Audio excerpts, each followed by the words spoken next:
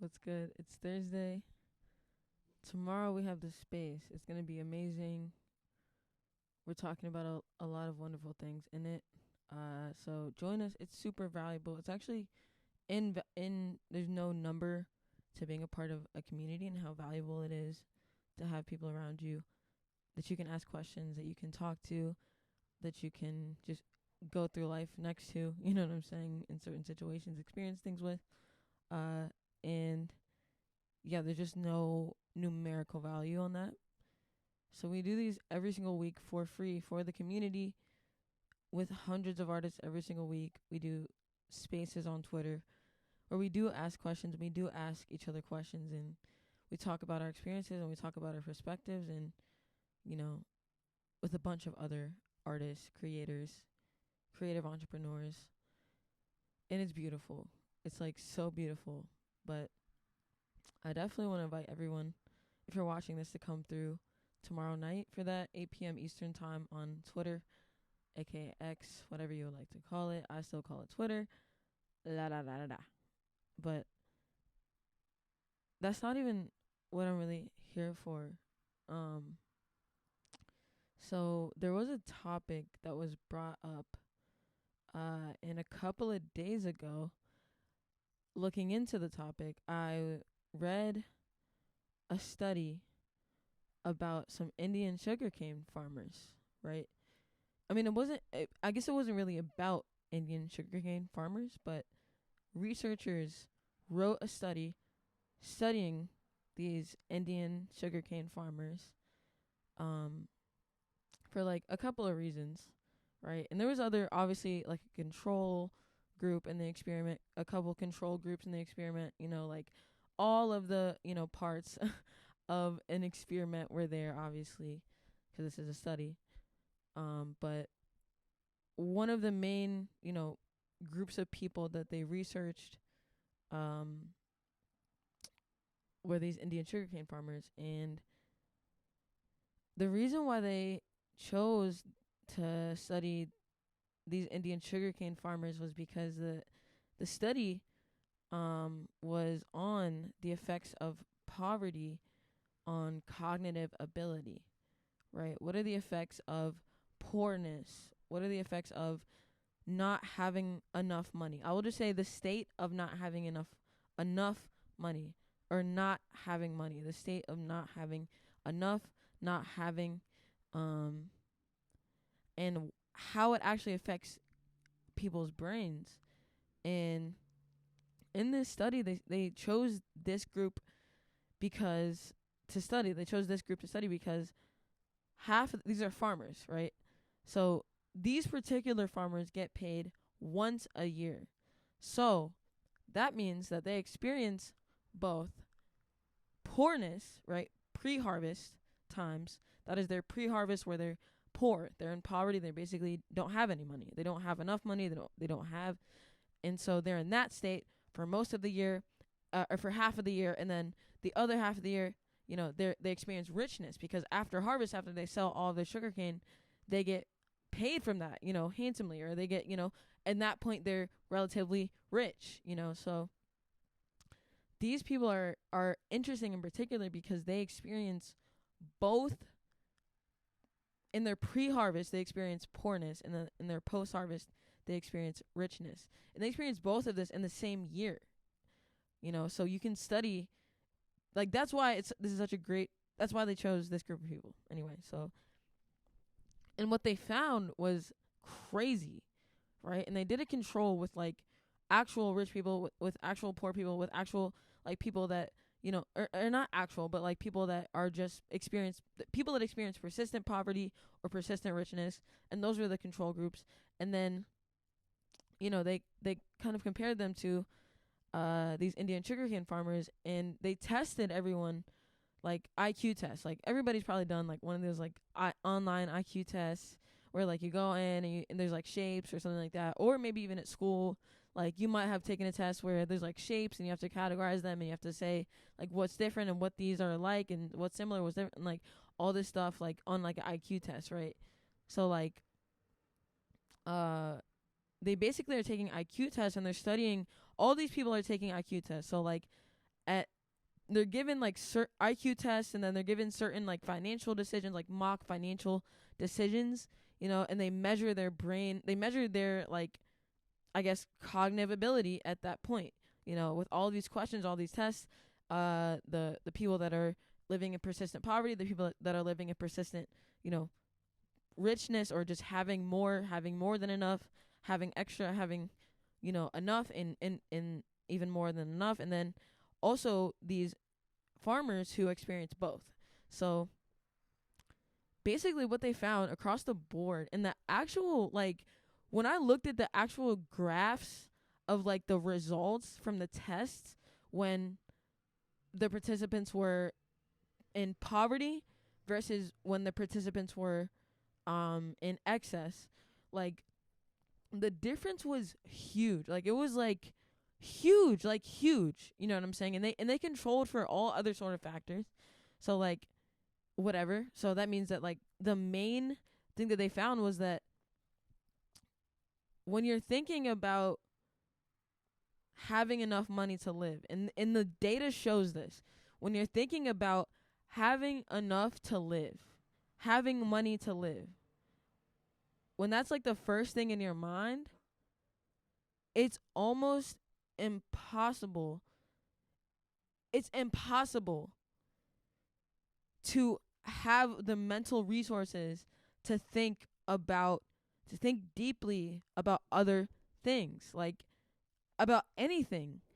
Like the equivalent, and this is in the paper, the equivalent is if you ever pulled an all-nighter and not slept a full night, like not went to bed one night and then are up the next day, your mental state after losing a full night's sleep is equivalent to someone who is experiencing poverty and trying to make decisions every single day. So like, or experiencing like poorness, like just having to think about money to live, their cognitive ability is reduced the same exact amount as like, or a comparable amount to losing a full night's sleep. Your cognitive ability is way, way lower. It's like 13 IQ points. I think they said 13 IQ points lower when you're when, you're stressed out about money in particular. When you have that thought of not having enough, when you're having that thought, and when it's persistent, you can imagine if every single day was like your mental capacity was like you literally didn't sleep the last night, and you just experienced that every single day for months, some of us for years, some of us for our entire lives might experience that. Like, it really, really affects what kind of decisions that you make.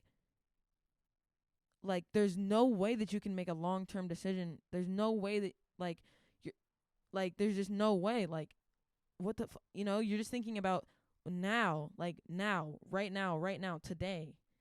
Like, because that's, your mental resources are just gone. Like, they're really, like, you have that at your brain taking up mental resources. You can't think about anything. You can't think that far ahead. Like, genuinely, like, don't have the mental resources to do it because they're being occupied by that thought of having money to live, having enough to live, having money to live, having enough to live.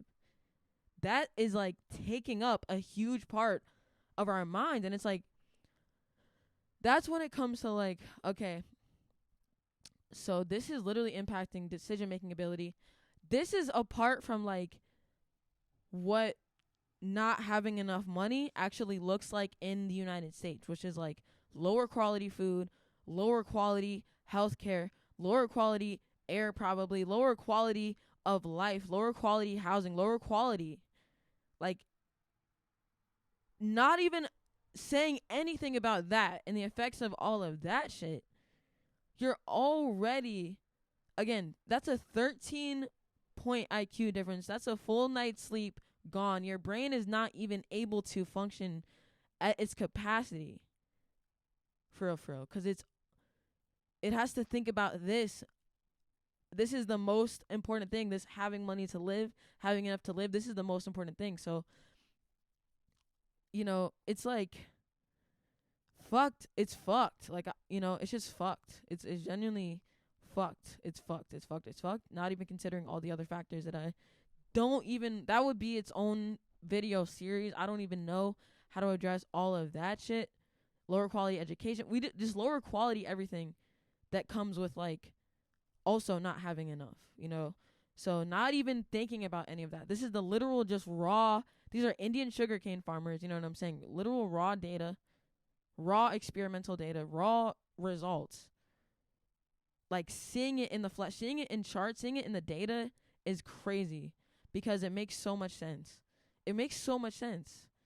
But I say all that to say, like, we as artists, we as creators, there's this whole starving artist, like, thing, like, archetype, like, idea. Like, we have to be the ones that, you know, starve or this or that. But the truth is, like, all of that, like, thinking about, like, just getting enough resources, getting enough, getting more, getting enough, like, after like, there's no, that fear, even after you might have enough, could stay with you. And it often does stay with you. And people might build their entire lives around the fear of not having enough. You know what I'm saying? The fear of not having enough that they are honestly traumatized from, because that's how they live their entire lives. And so now that is the thing that's plaguing their mind. You know what I'm saying? So it just gets replaced with the fear. And I want to talk about the fear of not having enough. Like, a lot of us, and I really hope, like, I hope that the people that are watching this, you guys are not in a position of not having enough. I hope that you have enough. I hope that you are, you know, close to, you know, God and everything, and you have enough. I hope that your bellies are full. I hope that you're happy. I hope that you're content in your life. And if you are in a state of, like, not having enough, I think that, you know, that you will get enough. And the people that might even have more than enough or have enough, like, you have enough, but you might still have the fear of not having enough.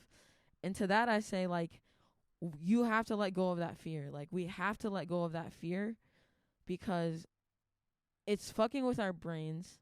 It's fucking with the way we live our lives. Because the truth is that there is enough to go around. That's the truth. There is enough to go around. And if you act like that just in your life, and you act like that just with everything, like, there is enough. There's actually more than enough. Like, the world is abundant. The Creator is abundant. We are living in abundance. You know, we are blessed. We are living in an abundant world. We have everything that we need, actually. And all we have to do is, like, actually live our lives like that.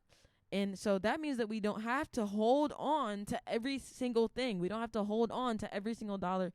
We don't have to, you know, like, just, like, stuff our cheeks. Like, we can just, like, relax a bit, you know, and just, it flows. Like, it flows. You know what I'm saying? So money flows, resources flow. Everything you need, it just flows to you, and you can flow it out to other people. And that's just how it is. Like, and that's how we have to carry ourselves, because if we don't, it's literally going to kill us. Like, being broke itself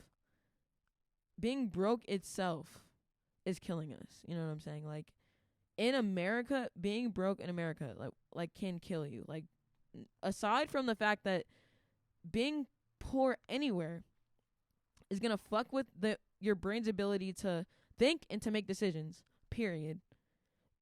Plus the available resources that are, you know, at your disposal are just not enough. They're not quality. They're not even there to nourish you. They're also fighting against you. So,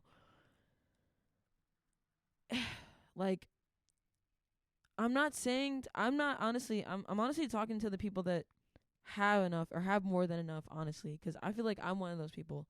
I'm not someone that doesn't have enough. I feel like I do have everything that I need.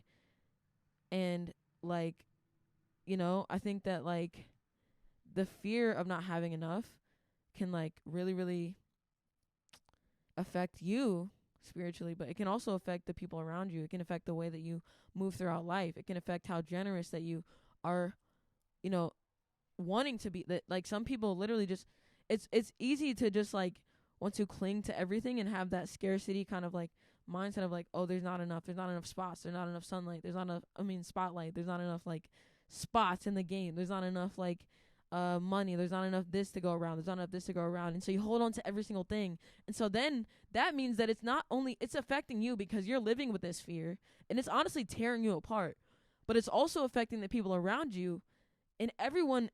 It affects everyone, because at that point you're also not giving anything away to people that might actually not have enough, that might actually need more, like, that you could give. So it's just like a fucking parasite. Like, that fear is a parasite, and it might stick around like, if you don't take care of it, it might stick around. It will stick around, and it'll tear you apart. And it'll also like it'll get you less also, because if you're not in that place of like abundance and like really believing and trusting in that and just like walking in that, then that means that like you are just like I don't know. It's just not good, It's just not good. It's just not good. So, it's it's crazy. It's really, really crazy. It's really, really crazy. And also to know that like how much poverty like affects people's brains, how much not having enough to live affects people's actual brains and like cognitive ability is like mind blowing. And also like makes me want to like just everyone should, like, everyone who has enough or more than enough, like, we should be focusing on giving and like being generous with everything that we've been blessed with, because at the end of the day, the only thing that's stopping us is the fear of not having enough. And fear is it's just not it. It's a curse, So yeah, we just got to get through that fear. We got to get from that scarcity mindset to an abundance mindset.